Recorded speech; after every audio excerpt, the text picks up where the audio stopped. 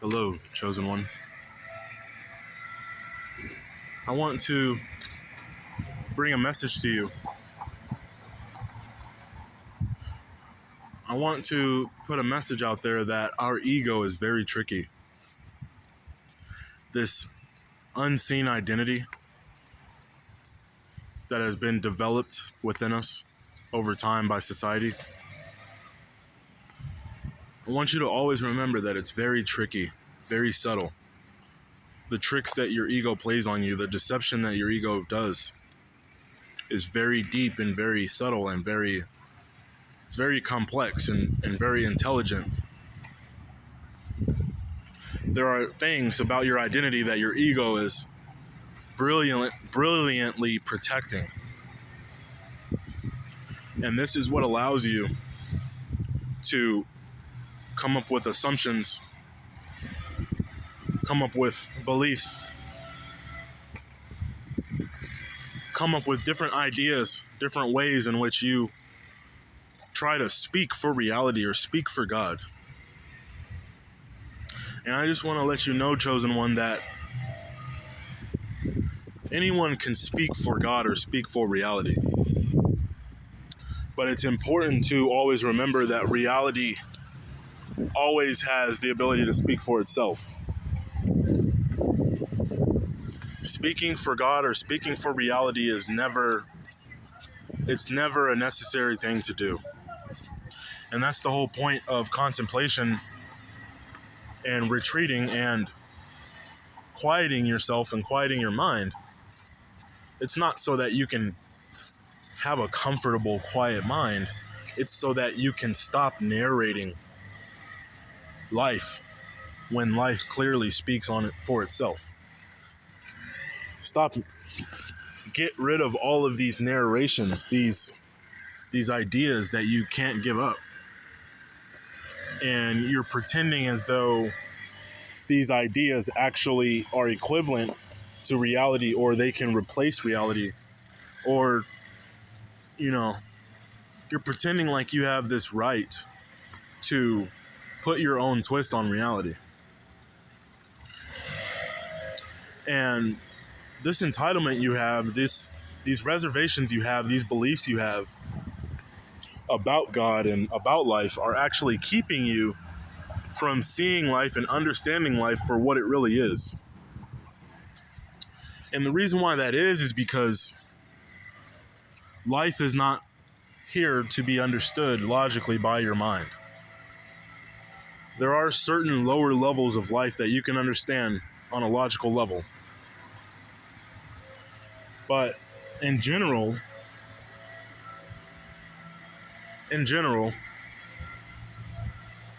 your mind's job is to live in the present. Your mind's job is not to question anything or to try and figure out something or get somewhere. Your mind's job is something that was established a long time ago.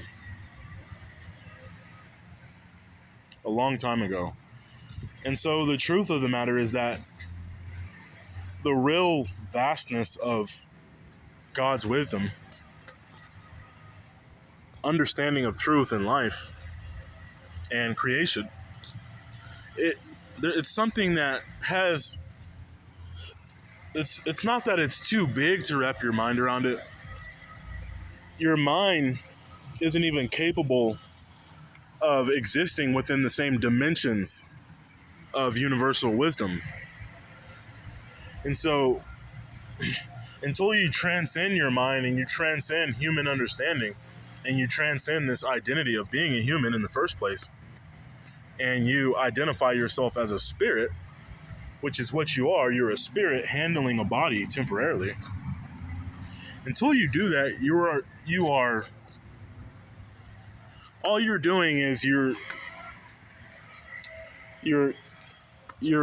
are pretending to know God and to be using God and to experiencing God, to be experiencing God. You're pretending to actually live this life, when in all reality, if if we were to watch you throughout your day, we can see that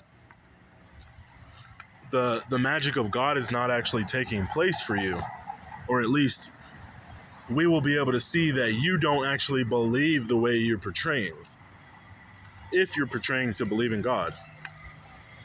And a lot of people will come to this conclusion on their own, and they will either realize that God is too deep for them to understand, and they will turn away, or they will realize that God is too deep for them to understand, and they will seek a higher understanding that goes beyond their mind, which is the only way to this ultimate destination. So I want you to know, chosen one, that whatever you think you believe about God is useless. It's useless.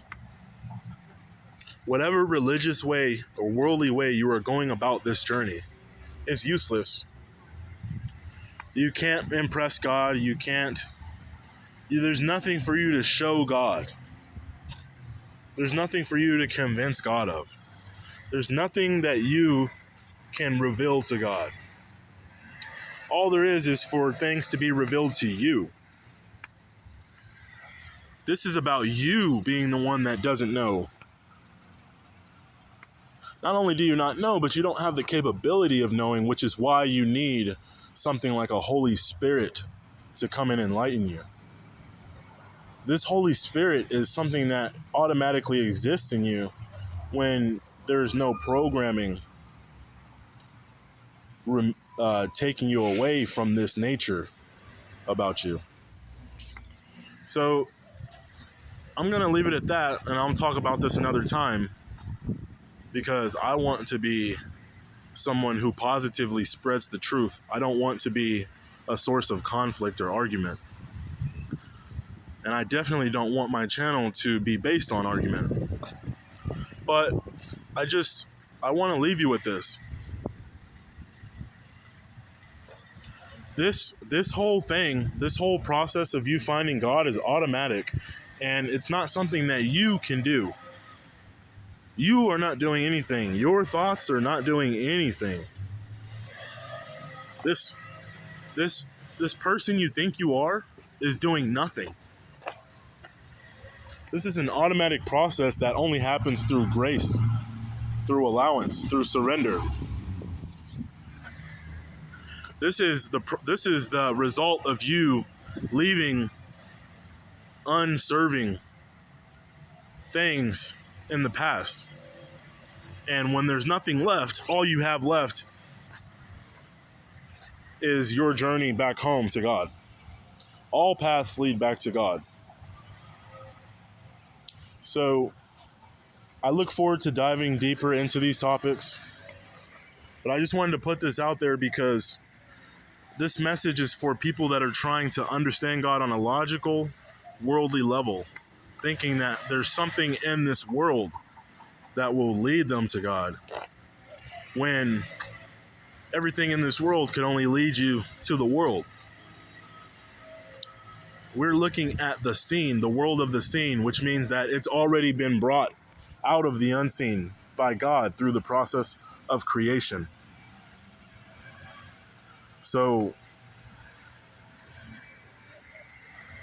the fact that you're attached to this world is what is not allowing you to understand how the unseen works and how the unseen comes into the seen. And this confusion, this desperate need you have to understand things on a worldly, logical level, stops you from being able to rise past a certain point. And so instead of this journey being a journey of discovering truth, at some point you stop moving forward and you think that you're done. What I'm telling you is that you're never done. Even if you read the entire Bible from front to back, you still have to put it down and apply this stuff to your life and live this life. Truly find God, the real God, the creator of all things. This is not a religion. This is not something you can achieve. This is not something you can do. This is something that is either happening or not happening. This is something that you either are or not. This is something that's either in you or it's not. There's no middle ground. There's no debate. This is a journey of unfolding.